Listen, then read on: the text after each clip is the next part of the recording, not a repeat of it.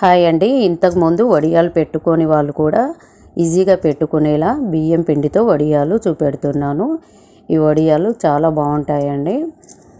ఏం లేదండి, బియ్యం పిండి తీసుకొని అందులో వాటర్ యాడ్ చేసి దోశ బ్యాటర్ లాగా కలిపి పెట్టుకోవాలి. కలిపి పెట్టిన పిండిని పక్కకు పెట్టుకొని స్టవ్ మీద ఒక గిన్నె పెట్టుకొని గిన్నెలో వాటర్ వేసుకొని వాటర్ మసిలాక అందులో తగినంత సాల్ట్, బేకింగ్ పౌడర్ వేసుకోవాలి. వాటర్ మసిలేటప్పుడు ఈ కలిపి పెట్టిన బ్యాటర్ను అందులో వేసుకొని 15 నిమిషాలు ఉడకనియాలి. స్టవ్ అనేది ఫ్లేమ్ను మీడియంలో పెట్టుకోవాలి. అప్పుడప్పుడు మూత తీస్తూ కలుపుతూ ఉండాలి. 15 నిమిషాల తర్వాత పిండి అనేది మొత్తము ఉడికిపోతుంది. పిండిని దించి ఒక 5 నిమిషాల పాటు పక్కకు పెట్టుకోవాలి. చల్లగయ్యాక అందులోనే నువ్వులు, జీలకర్ర, ఓమా వేసుకొని మొత్తము ఒకసారి కలుపుకోవాలి.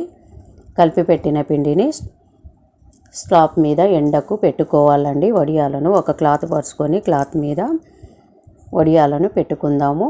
నెక్స్ట్ డే రోజు వడియాలు ఆరిపోతాయండి. ఆరిన వడియాలను డైరెక్ట్ తీయకుండా వాటర్ అనేది జీలకరించాలి క్లాత్ మీద. అప్పుడు అవి ఈజీగా వచ్చేస్తాయి. మీకు పర్ఫెక్ట్ కొలతలతో వడియాలు కావాలనుకుంటే ఫుల్ లెంత్ వీడియోలో లింక్ ఇస్తున్నాను. లింక్ ఓపెన్ చేసి ఛానల్లోకి వెళ్ళి చూడండి. Thank you.